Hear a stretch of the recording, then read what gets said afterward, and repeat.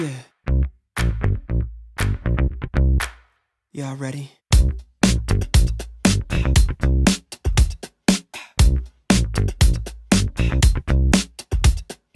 All these conversations filled with doubt. We dismiss what we can't figure out. Oh, but I don't have to see to believe in it. I know that it's true, cause I'm feeling it. I don't need the one to agree with it. No, there's just too much proof in my life. Lord, I know it's you, and every mountain that you move. Oh, I love the way that you do the things you do. No one can deny what I've seen with my own eyes. So I thank you for every miracle. You keep coming through time after time. Yes, you do. Showing off the wonders you designed. Blows my mind, y'all. I don't have to see to believe in it. I know that it's true, cause I'm feeling it. I don't need no one to agree with it. There's just too much proof in my life. Lord, I know it's you, and every mountain that you move. Oh, I love the way that you do the things you do. No one can deny what I've seen with my own eyes. So I thank you for every miracle.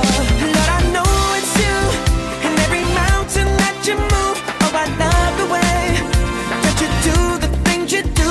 No one can deny what I've seen with my own eyes.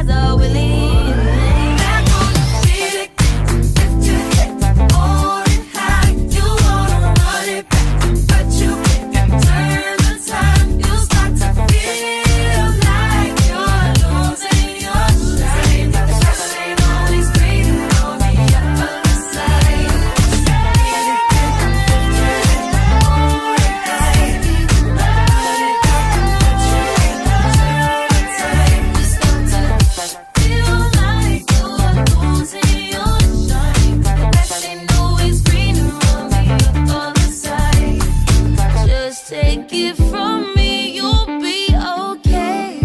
'Cause it don't matter how sweet it tastes, the grass ain't green, don't worry. Losing sleep, still wanna get, yeah, you'll get back on the street.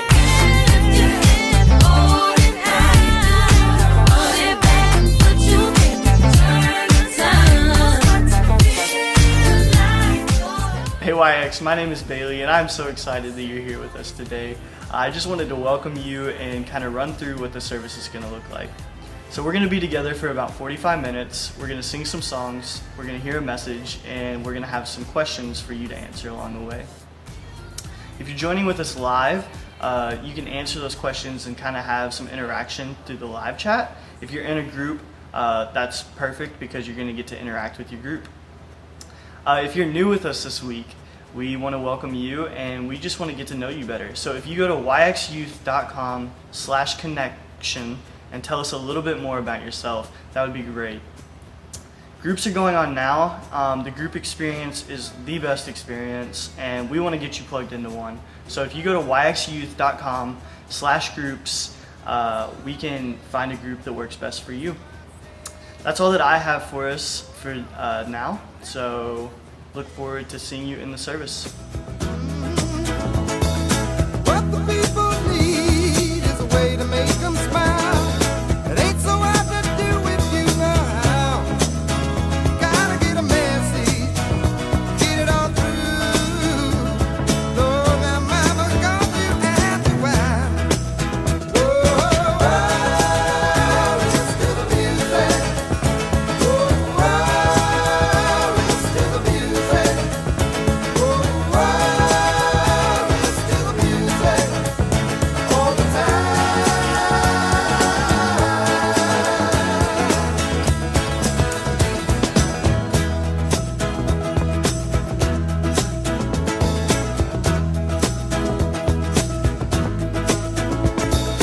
Well, I know you know better.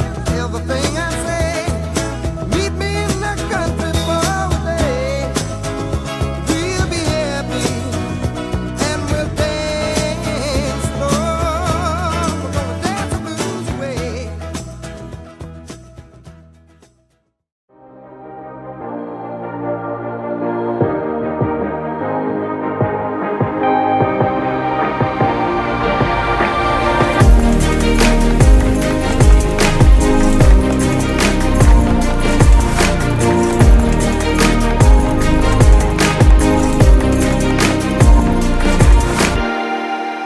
Hey YX, I'm Victoria and I am so glad that we are all back together again.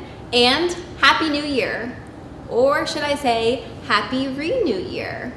I don't know if you're as guilty of this as I am, but sometimes I make New Year resolutions that end up just failing really quick. They're really short-lived. And in this brand new series we're kicking off today called Happy Renew Year, we're gonna learn how we can make resolutions that not only renew, reshape, and help us to become transformed by God. But first, let's worship together.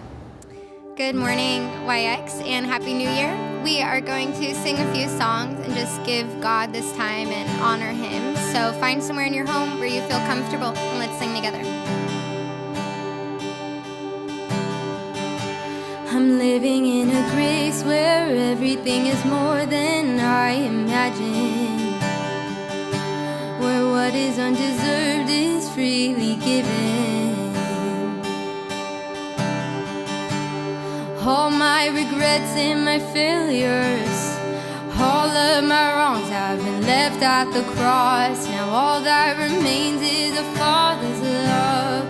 Oh Lord, you take me as I am. Over and over you call me yours again. Oh, you see it all and you want me. How you love me, how you love me. Your kindness and mercy reminds me how you love me, how you love me as I am. So let us be together, seated at your table in communion. where everyone is equal in your presence. Oh, where I am from or where I've been, the way that I've lived or the color of skin, nothing can change how the Father loves me. Lord, you take me as I am. Over and over you call me yours again. Oh, you see it all and you want me. How you love me, how you love me. Your kindness and mercy remind me how you love me, how you love me as I am. Oh, you love me as I am. Sing all my regrets. And all my regrets and my failures and all of my wrongs have been left at the cross. Now all that remains is the Father's love. Oh Lord, you take me as I am. Over and over you call me yours again. Oh, you see it all, still you want me. How you love me, how you love me. Your kindness and mercy reminds me how you love me, how you love me as I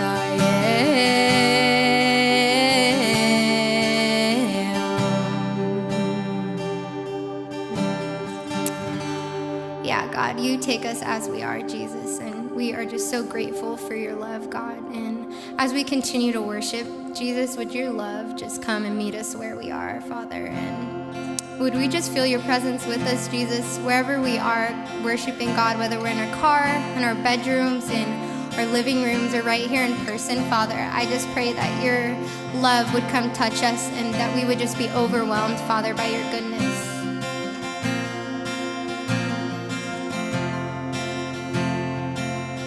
Who am I that the highest King would welcome? I was lost, but he brought me. Oh, his love for me. Oh, his love for me. Whom the sun sets free. Oh, is free indeed. And I'm a child of God. Yes, I am. Free at last. Free at last, he has ransomed. His grace runs deep. And while I was a slave to sin, Jesus died for me. Yes, he died for me. Oh, the Son sets free. Oh, is free indeed. And I'm a child of God. Yes, I am. And in the Father's house, there's a place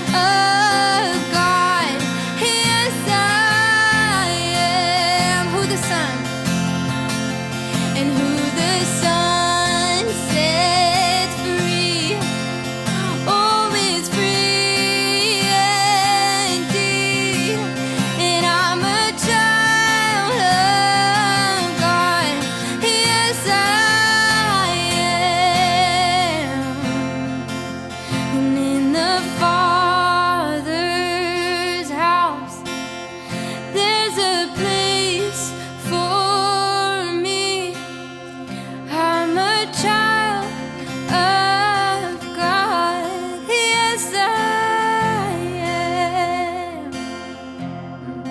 Thank you, Jesus.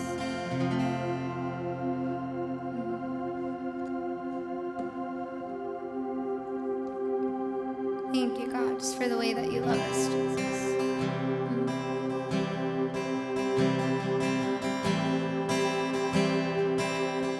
He's so good, he's so good.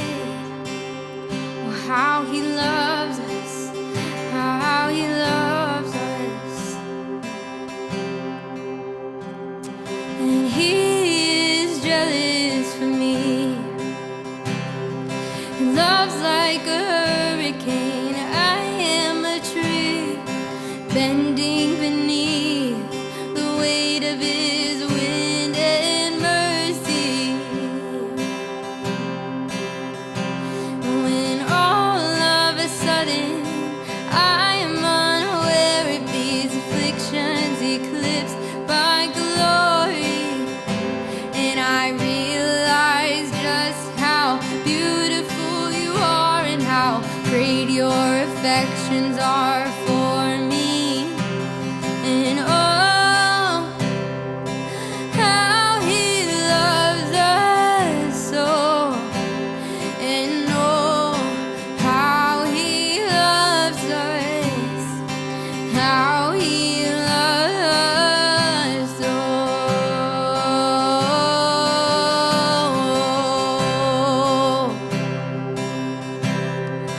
Oh, how he loves us.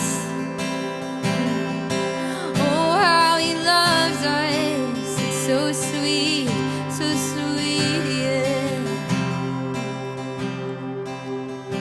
He is jealous, and he is jealous for me.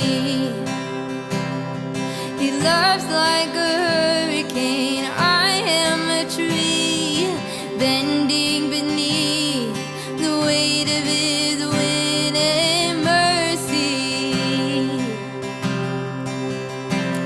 When all of a sudden I am unaware of these afflictions eclipsed by glory, and I realize just how beautiful you are and how great your affections are for me.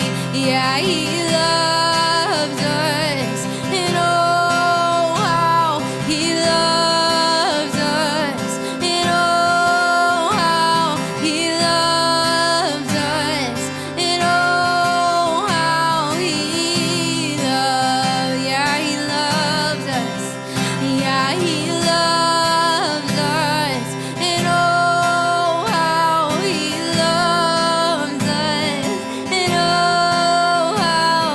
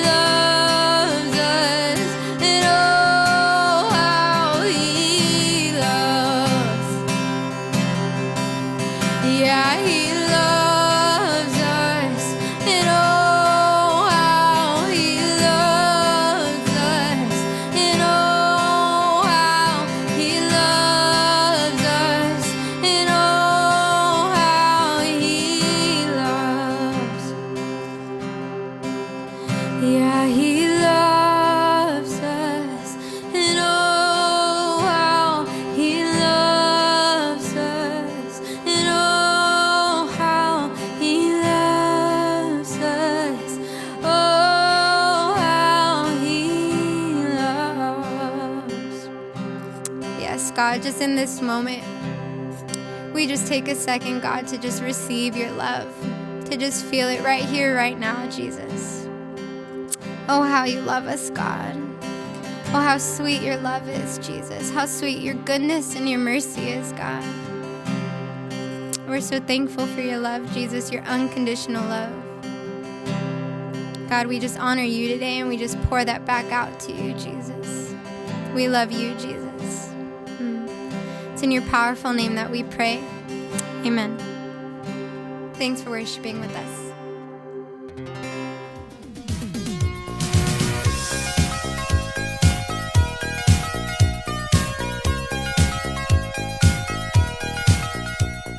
Well, hey everyone, I hope you enjoyed your winter break. Welcome back to YX. I'm so happy to be back with y'all. And I'm back with a live crowd here in the room. What's up? Yeah, you can make some noise. Yeah. We're officially in 2021. Happy New Year to you. And because of the season we've been in, I really do feel like New Year's resolutions are on an all-time high because it's a big deal. More than ever, we're trying to get back to normal. We're trying to make resolutions to get out of some of those bad habits that we caught up to us during the pandemic. And I think so many people are making resolutions to try to just get motivated, to try to build maybe some better habits, maybe accomplish some goals in the new year. And as we get started, I would love to hear from you. Do you have a New Year's resolution, and what is it? We'll take some answers here in the room, and then I'd love to hear from those of you watching. My New Year's resolution would definitely have to be fixing my sleep schedule, because I've been staying up until like 4 a.m. in the morning, and it's just not working out for me in the afternoons, for real. My New Year's resolution is to stop procrastinating a lot, because I usually put things to the side to do later a lot, so I need to stop doing that and get things done. My New Year's resolution is nothing, because I usually don't make any. So maybe this is the year I will come up with one, but most likely I will not have one this year. My New Year's resolution, I think, would be to be more confident in my answers and more confident in front, like talking to people, I think. I think my New Year's resolution is going to be stop eating junk food, because I'm going to be honest, I'm not a big fan of the dad bod. I really don't like it.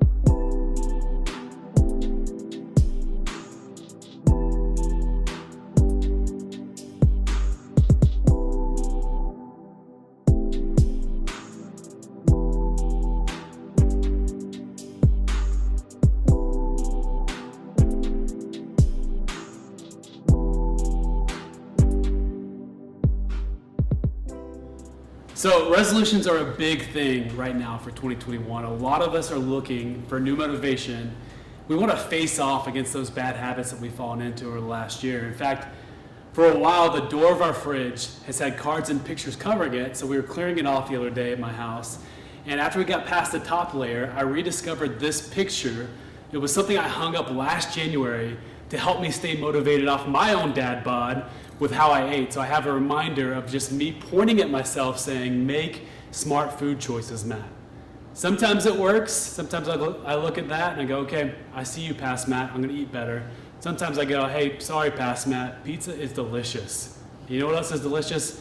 Ice cream. So sometimes it works, sometimes it doesn't. But just like there were obstacles kind of blocking Past Matt from judging me as I opened the fridge, there's also some obstacles maybe that are covering you up from your New Year's resolutions. Maybe some things are standing in your way of you really going all in and really devoting yourself to whatever that resolution might be. And I think there's two major obstacles that we're all facing when it comes to resolutions in a pandemic. The first one is how? Because of closures, because of limitations, some of us are just at a loss on how to accomplish our New Year's resolutions, right? Like we would go to the gym if it was open.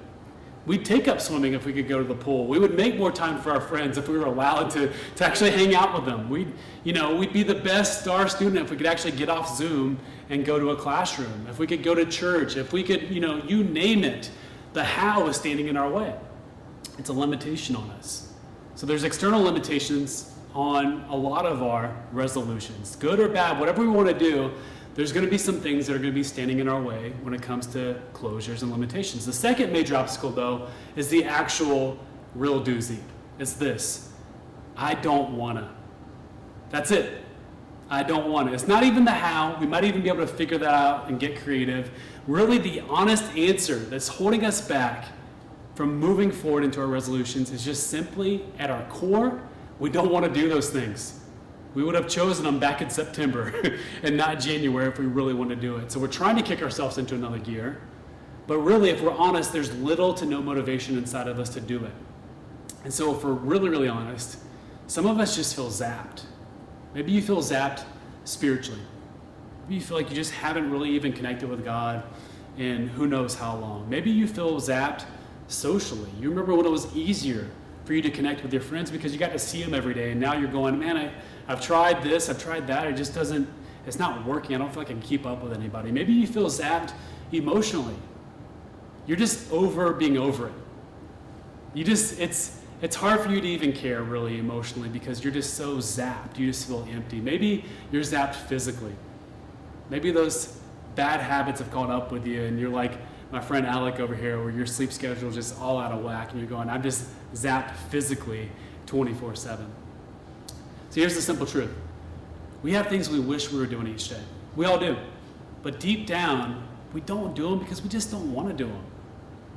And it's not a bad thing. It's really just the honest truth about how we feel and when we get zapped and when we feel no energy at all. Just completely over everything. So here's my question for you. Which obstacle is actually bigger right now for you? Is it the how, or is it the I don't wanna? Let's talk to our people here, and then let's hear from you watching from your home or watching from your small group. I think the bigger obstacle for me right now is definitely the I don't wanna, because there's a billion ways I could figure out how to be productive and how to do the things I wanna do every day, but I tend to just say I'm gonna do things or wanna do things and really just not do them because I'm too lazy. My biggest obstacle is I don't wanna, because there's things that I really wanna do, if I'm learning a language or something, I really wanna do it, but at the same time I can't bring myself to do it. Which obstacle is bigger for me right now is that I don't want it because I have no motivation right now. I would definitely say the bigger obstacle for me would be the how, because I really want to hang out with my friends and I want to do fun stuff with them and plan trips, but during this time of COVID, right, it's very unique. It's different from many generations. It's very hard to figure out how we're going to do that and how we still be together but socialize and be safe about it.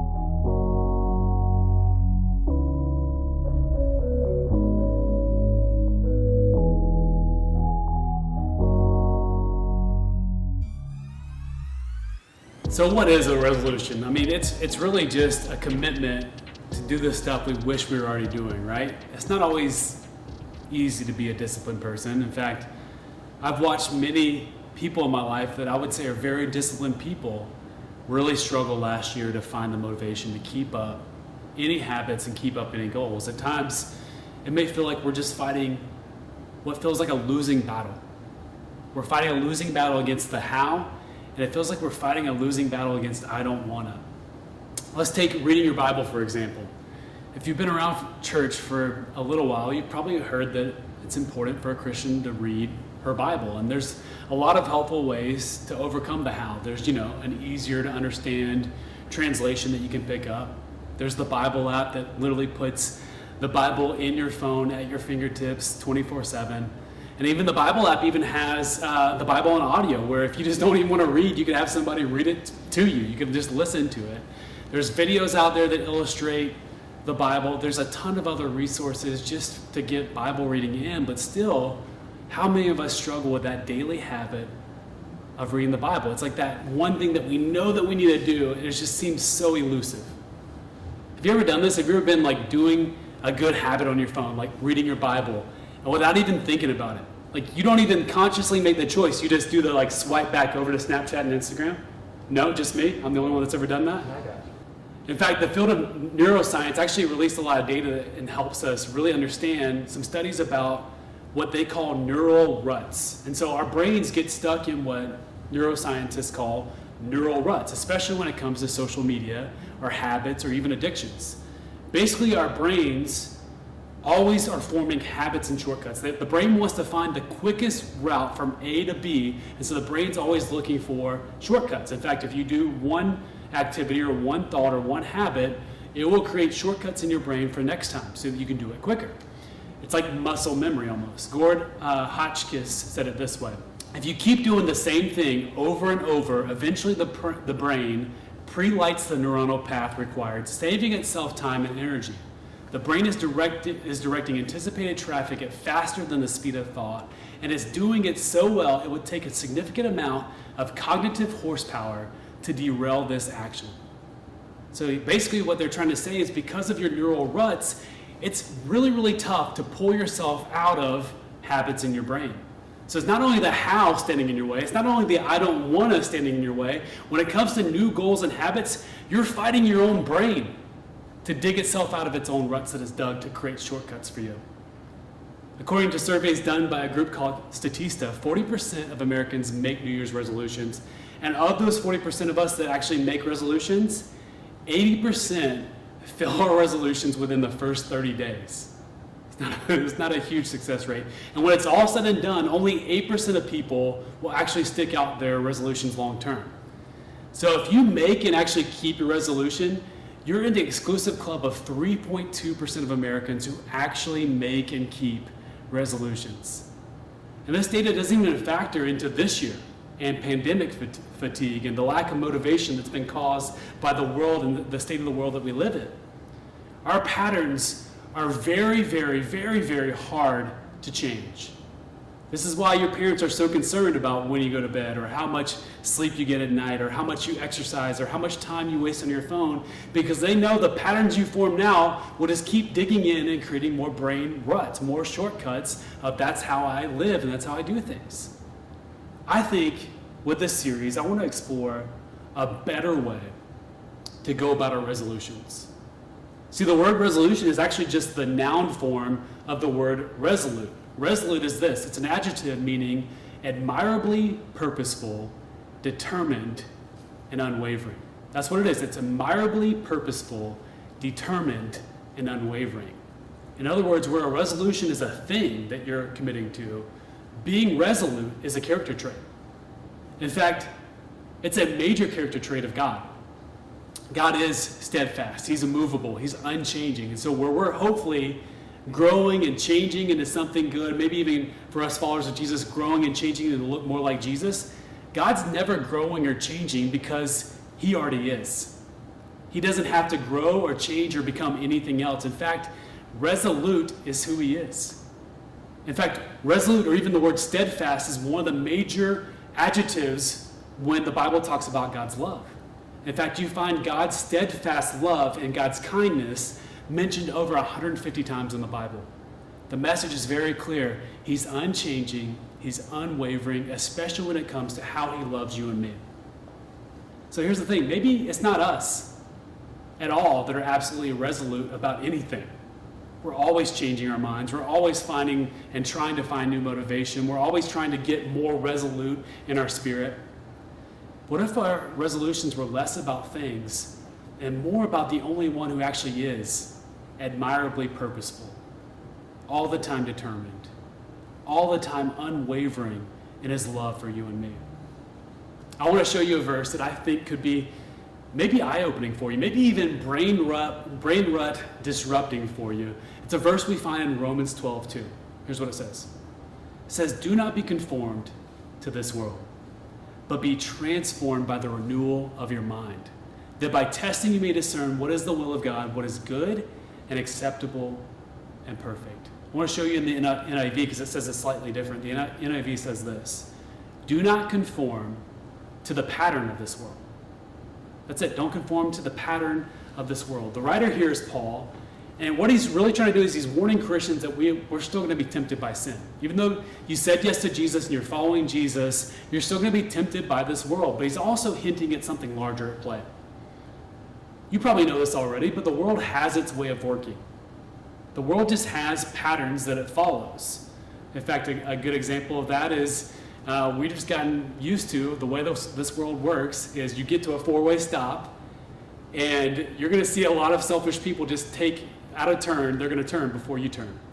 You just get used to that of going, the way, like, we know what the law of the road is, but the way the world works is that people are selfish when they drive. I try to remind myself that all the time. Like, I don't want to, if I could yell anything at cars, I just yell, "You're selfish." And I can't, because that's just how the world works. People think about themselves. That's just a pattern that the world follows.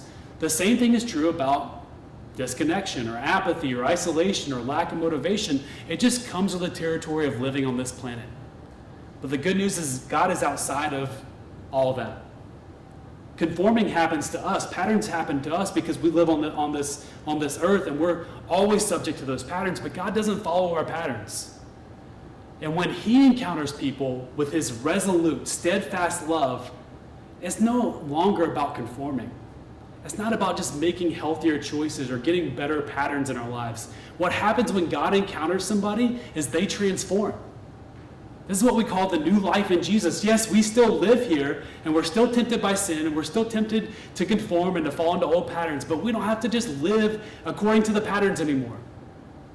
Think about this. As disciplined as you might be, and you might be a really, really disciplined person. You're like, "Man, I kept all my habits in the pandemic, all my resolutions, I didn't even make them because I was just already so disciplined." The most you can do, even with all of your discipline, is replace bad habits with good habits.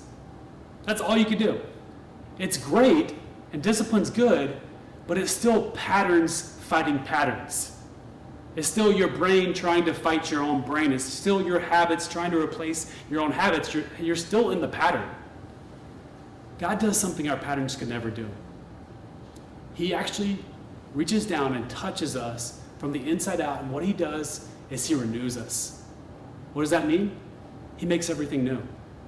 He refreshes you. He takes your brain and what you're thinking about the world and how frustrated you are about traffic, how frustrated you are about the pandemic, how frustrated you are about Zoom, or what you've lost in this season. He takes your brain and renews it. He takes your heart and refreshes it. He takes your perspective. He takes your motivation. He takes your priorities. And what does he do? He transforms all that. He makes all those things in you brand new again. It's great when we show discipline. It shows a great, strong willpower. And there's something to be said about that. But I can't make myself brand new again. I could keep going in my own discipline. I could just keep trying as hard as possible to just get better habits and fight my own patterns. I can make everything inside of me somewhat maybe not as addicted to my brain ruts, but I can't make myself fresh and brand new. I might even be able to chug along for a while on what I feel like I should be doing. But God is the only one that can take my discipline and actually turn it into delight. Because real, absolute, resolute, steadfast love doesn't start with me. And when I encounter a God who loves me, who's steadfast in his love for me, who's unchanging in the way that he purposes my life and the way that he refreshes me, it's no longer patterns fighting patterns. It's renewal in my soul. It's everything I crave. It's everything I hope my habits would do for me. It's everything I hope my resolutions would do for me. My challenge is this year, don't fight your bad patterns with just more patterns. If you do, it's going to all ride on you and your willpower. And if you make that elusive 3.2% club of people that make and keep it, that's great for you. But it still won't be renewing to your soul. It still won't be a God who loves you, touching you with this incredible, steadfast, resolute love for you. So here's what I want us to actually be resolute about this year. If there's anything that we just need to resolve in our hearts and minds, it's this. We need to lock in on this idea. I absolutely need God's renewal today.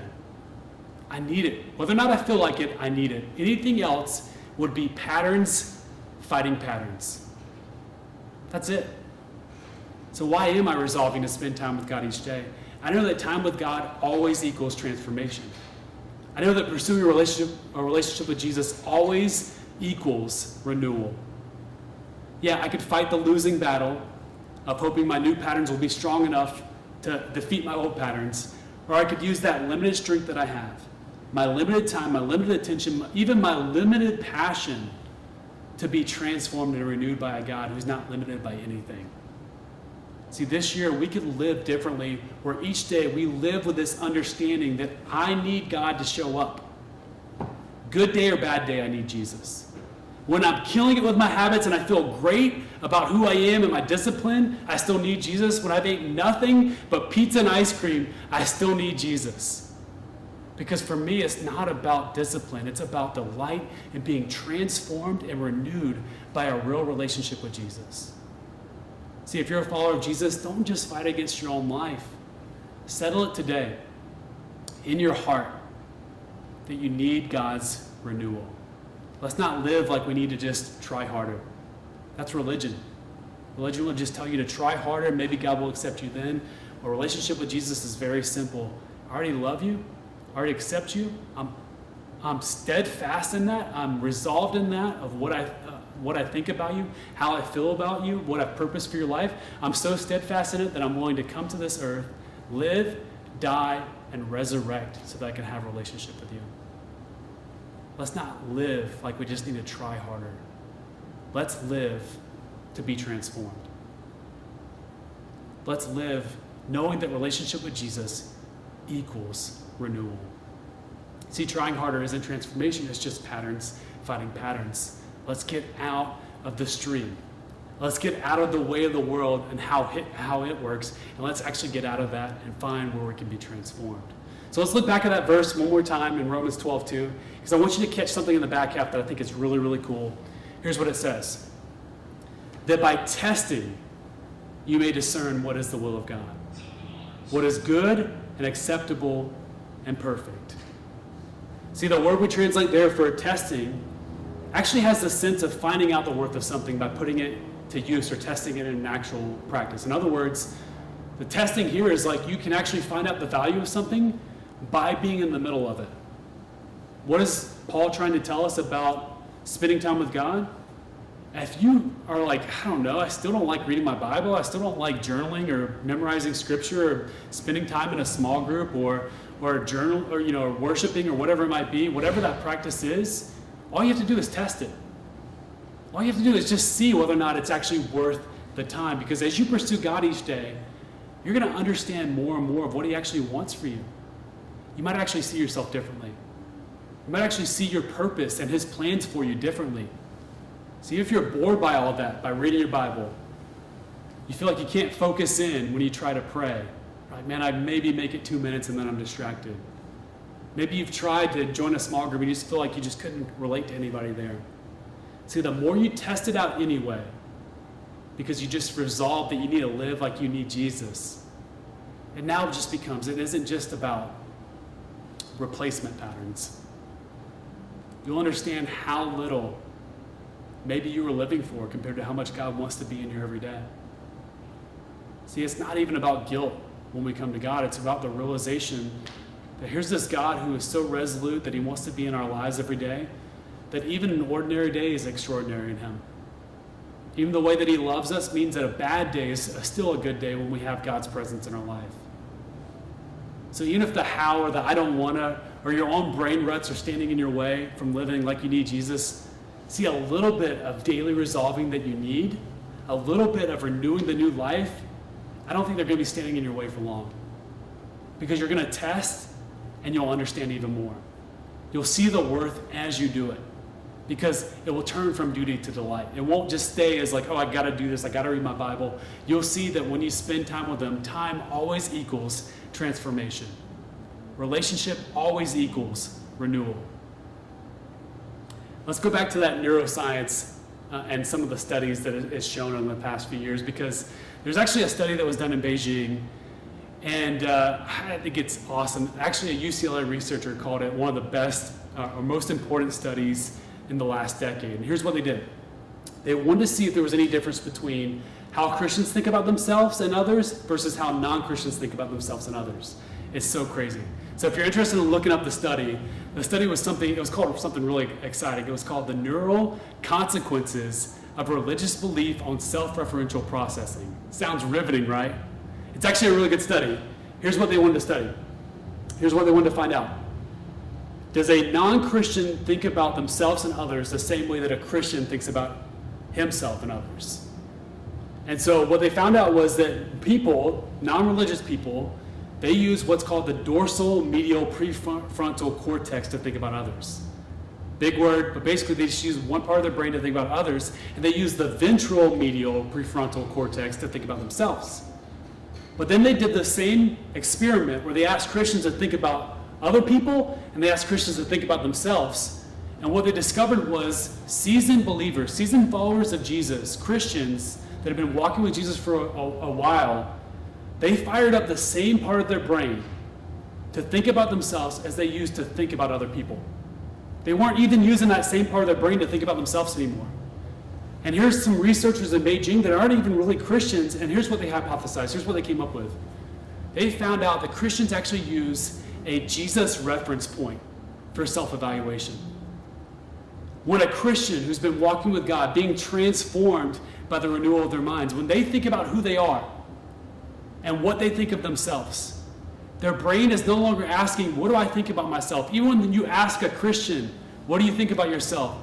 They're just still already, they've changed their brain, they've been transformed to where they just automatically think, what does God think of me? So it fires a different part of their brain because they're not even thinking about themselves the same way. They're seeing themselves in the view, in the lens, in the light of who God sees them to be. I think neuroscience just gave a little bit more evidence to God's renewal of our minds. I know, I get it. I lived through the same pandemic as you did. I know you may be tired of trying harder, and so am I. Be renewed instead. Don't try harder. Test and see, and let a little bit of time with God move you towards transformation. He'll do it. A little bit of relationship with Jesus, living like you need him, and you'll see renewal. Isaiah 40 tells us this: even youths shall faint and be weary, and young men shall fall exhausted. As strong as we are as young people, see what I did there? I threw myself in as a young person, even though I'm not. We still fall exhausted, but they who wait for the Lord shall renew their strength. They shall mount up with wings like eagles. They shall run and not be weary. They shall walk and not faint. As strong as you are, and you're strong, as invincible as you feel, and I'm sure you feel invincible, you still get tired, you still get weary, but there's a God who is longing to renew you with real strength. 2 Corinthians 4 says it this way: so we do not lose heart. Though our outer self is wasting away, our inner self is being renewed day by day. Why should I read my Bible? Why should I worship? Why should I care? Because a God who loves you isn't trying to out-pattern you. He's trying to renew you. So whether or not you find yourself leaping into 2021 or limping into 2021, over the next 3 weeks as we get into this series, we're going to just face some challenges head on, some of the biggest challenges that we're up against right now. We're going to talk about disconnection from people. We're going to talk about apathy, especially spiritual apathy. We're going to talk about isolation and what happens when we feel alone in our apathy. And we won't get out of the rut by trying harder. We're going to get out of that rut by resolving that we need God's renewal today. So here's my last question for you. We're going to hear from the room, and then I'd love to hear from you. Where are you stuck and you need God's renewal? Let's talk about it now. For me, I get stuck in self-reliance, where I'm stuck trying to figure it out by myself, trying to do things on my own.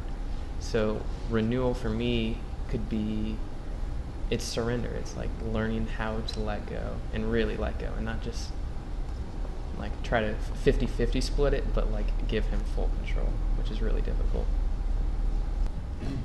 I think I'm just stuck in sort of just like finding out who I am still, because I'm still like so young, and I'm like just confused a little about like certain areas of my life. So I pray like for God's renewal and like figuring out who I am and like who I want to be. Something that I really think about every day is that when do I need God's renewal? And honestly, I think it is right now, because I haven't been the best Christian. I don't think I've been the best person, honestly. I think that I can do better in life, not just by trying harder, but by accepting God into my life. And I really, really hope that somehow all of this will just pass over, and it'll just seem like a long memory a long time ago.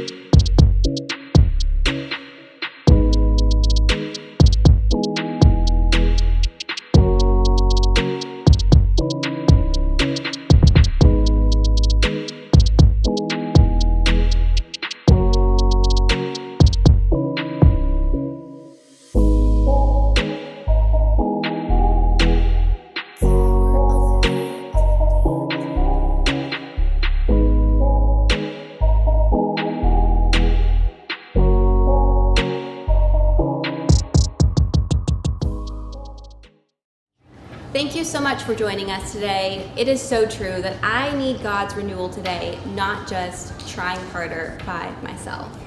And if you're joining us for the very first time today, we want to say welcome, and we would love to help you get connected to a group.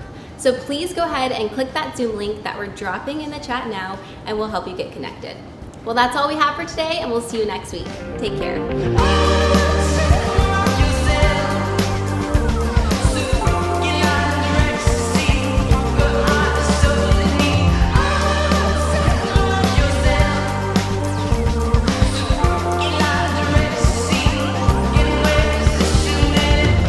Close the heavy lid tightly and turn away from your energy conversion box.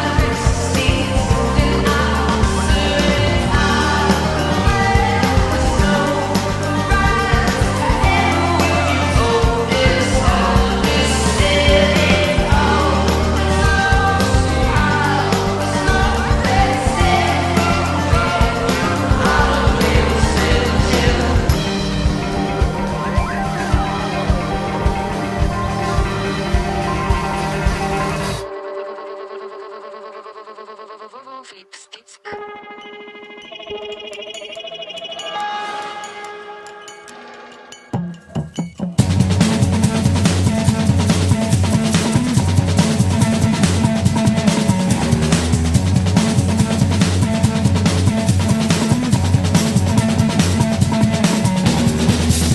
you believe this world's got the nerve to insist it won't trade for a better one? Can you believe this world's yelling out in the dark it wants to be left alone? Can you believe this world never would have had a chance without us giving it blood? Can you believe this world lacks a common courtesy to thank us all for the love? Set it afire, set it afire, set it afire, set it afire, set it afire, set it afire, set it afire. Can you believe this world's like a glassy eyed swimmer caught sipping another one? Can you believe this world's like a tyrant taking over anything that it wants?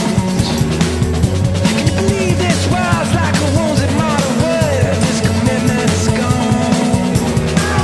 Can you believe this world's like a vagrant in the gutter talking of it is wrong? Set it afire, set it afire, set it afire, set it afire, set it afire, set it afire, set it